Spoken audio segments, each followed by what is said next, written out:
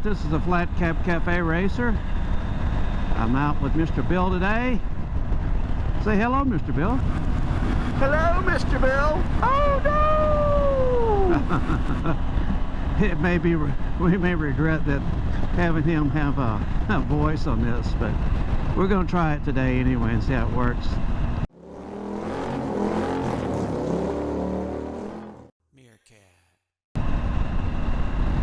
We're on our way, and Mr. Bill wanted to go out for a lunch ride today, so we're on our way to Idaho City. Mr. Bill's riding his 900 Tiger, and I'm riding my 900 Tiger with my new Michelin Road 6s. My first ride with the Road 6s other than back from the dealership, so I don't know if we'll find out how they are today or not. But we'll see, and I'll let you know. Yeah, I just have to remember not to go too fast so you don't fall down. You are funny, aren't you, Mr. Bill? Mr. Bill, won't you tell the folks about the status of your Rocket 3? Okay, well, I have good news and bad news, but the bad news is actually good news. So, you know, everybody, that wouldn't run right when we put it together. I had sent the fuel injectors out to a local fuel injection shop and had them cleaned and flow tested and new filters put in them and installed them. And when we fired it up, it ran, but it ran like it was running on one cylinder way too rich, and the other cylinder's not running hardly at all. So I took it all apart again and pulled the injectors out, and I also got the ones out of my basket case rocket and pulled those apart and called the ones for my red rocket that I'm building with the 200 horsepower kit. I called those, you know, 1A, 2A, and 3A.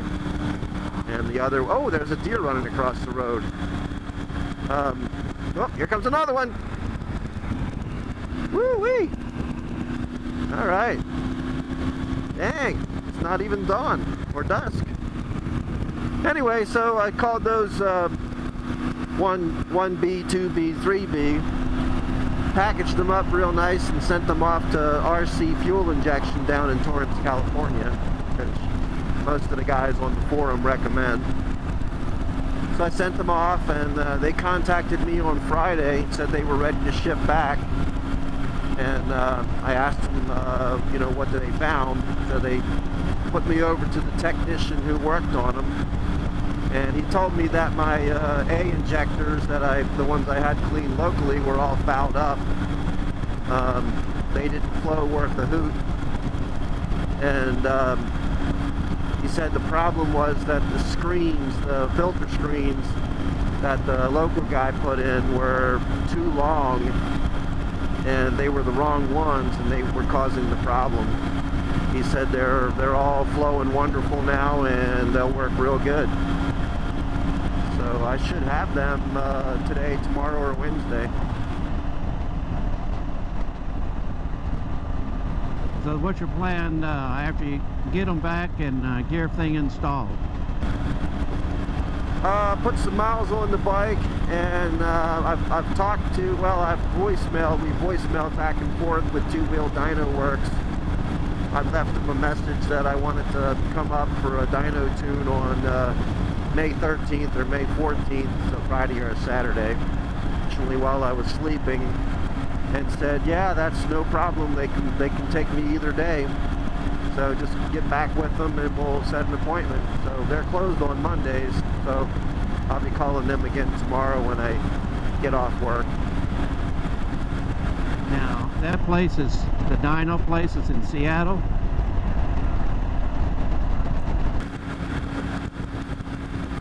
Yes, the Two Wheel Dyno Works is in the Seattle suburbs.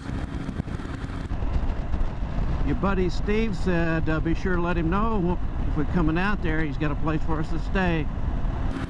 Oh, wonderful. I was hoping he would let us stay there. We could save some hotel money. I've got a buddy coming out from Tucson about that time too, so the 3rd or 4th week of May. So hopefully I can go with you. Yeah, I hope so too. You plan on taking the trailer and the bike out, right? Yeah, I've been debating that.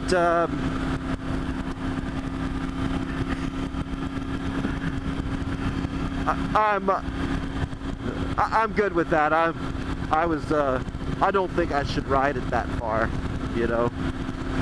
So I want to do the local ride, 500 miles, and get the break-in oil out and get the good oil in.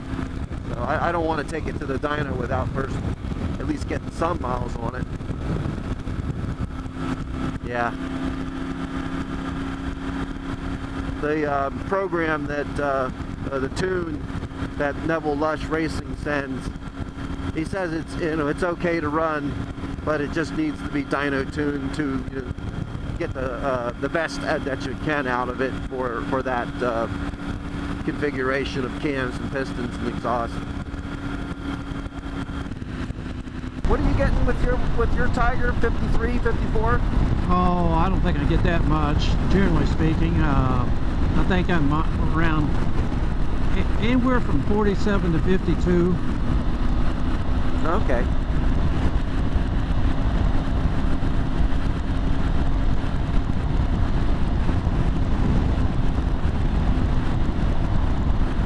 If I keep it at 65 and 70, I'm probably, you know, 52, 53 miles a gallon.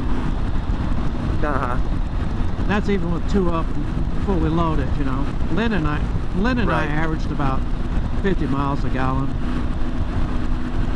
Okay. You know, there's a lot of motorcycles we don't get. One of the ones I'd like to get from Honda was that they make a 1300cc 4-cylinder. Then they make a one with like a quarter fairing on it. They call it the Boldore or something like that. Pretty nice looking bike. Yeah, I think that's available in Japan. Yeah. I'm surprised they don't bring that to the States. Well, that's one. Curious you say that. I was watching the video right before we left, and one of the guys I listened to, Bikes I Like, he lives in Australia, and he was saying that he went through all the models that Honda makes, and he X'd out all the ones that don't come to Australia. I bet you he X'd out 70% of the models.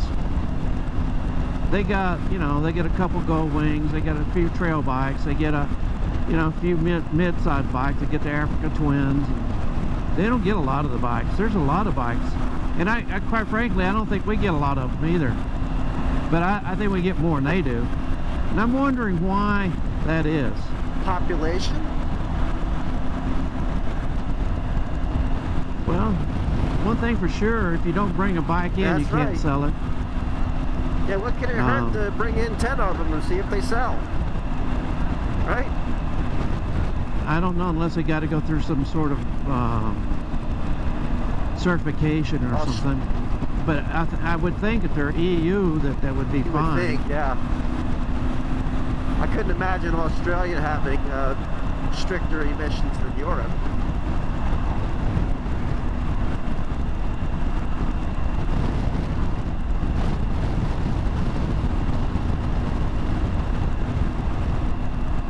I don't know.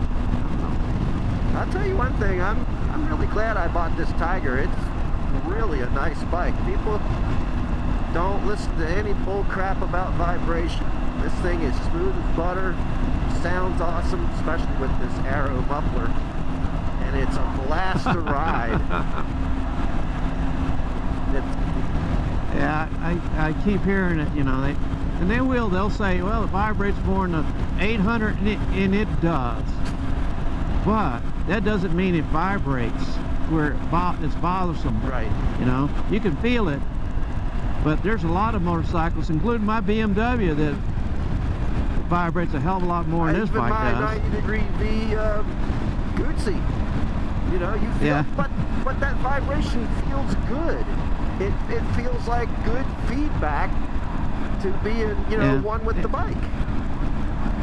Yeah, there are some vibrations that are a little more irritating, and some of the four-cylinder Japanese bikes have that high frequency vibration that can get kind of, you know, it gets kind of buzzy, but every bike has a little bit of somewhere that's a little less comfortable. And by the way, that is the reason I'm going to be changing the gearing on this bike just a little bit before we go, I think. Not because of vibration, but because I think we're going to be cruising at a little higher speed than I normally do. Well, judging to the last time I went with them. that group of riders tends to exceed the posted speed limit on a regular basis, and it's a lot of fun. Yeah, I just want to make it easier on the bike, so I'm going to check. I'm going to go over and Triumph shop and see see if they got any sprockets that are on other bikes that would fit. Because this is a 52 on the back. 50. Where are we going to eat? Let's go ahead and eat down here At the corner. Okay.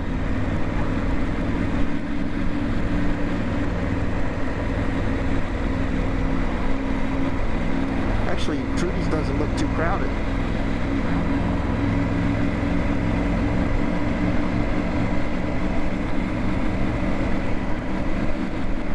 Well, folks, we're in Idaho City, and thank you for coming along for the ride. Mr. Bill and I are going to pop in here and hopefully have some lunch. I know Mr. Bill forgot his wallet. Oh no! That's pretty loud. Join me and my friends at Flat Cap Cafe Racer for riding and racing. Please subscribe.